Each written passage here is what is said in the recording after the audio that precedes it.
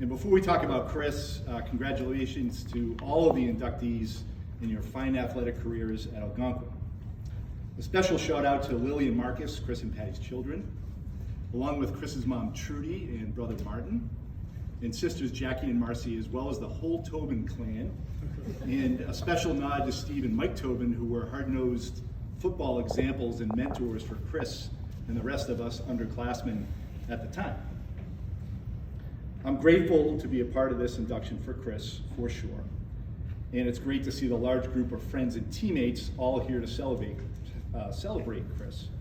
As we know, he was humble and not someone who would talk about himself much, so we get to do that today.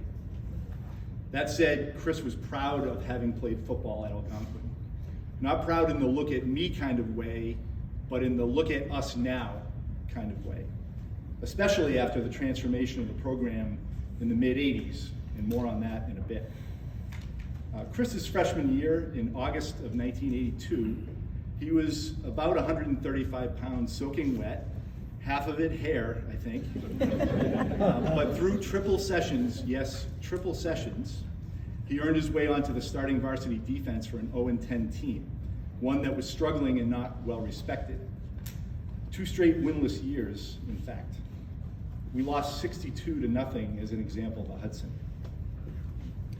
Don't get me wrong, there were some good players and coaches and talent, we just were not winning.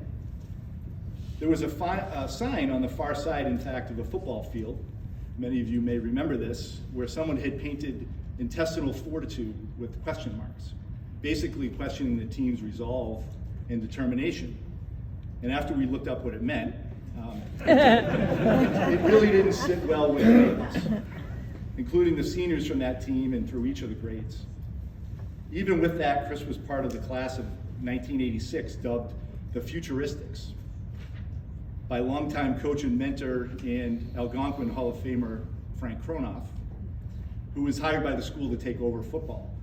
He had strong support from athletic director Vin DeMore and football coaching experience within the faculty, and I'm sure advice from people like Jack Wallace, Jack, hi, and Dick Walsh. He also had Neil Burke take over the offense, I heard him mentioned earlier, and alum Bob Raymond came on to handle the defense. And at that time records were spotty, so Chris is now a sophomore, so not many statistics are available, but the losing streak was broken when Steve Tobes, returned an interception for a touchdown to win the game, to which Coach Kronoff said in a post-game interview, they went to the well once too often. Chris was productive on both sides of the ball during that 3-7 season and sharpened his skills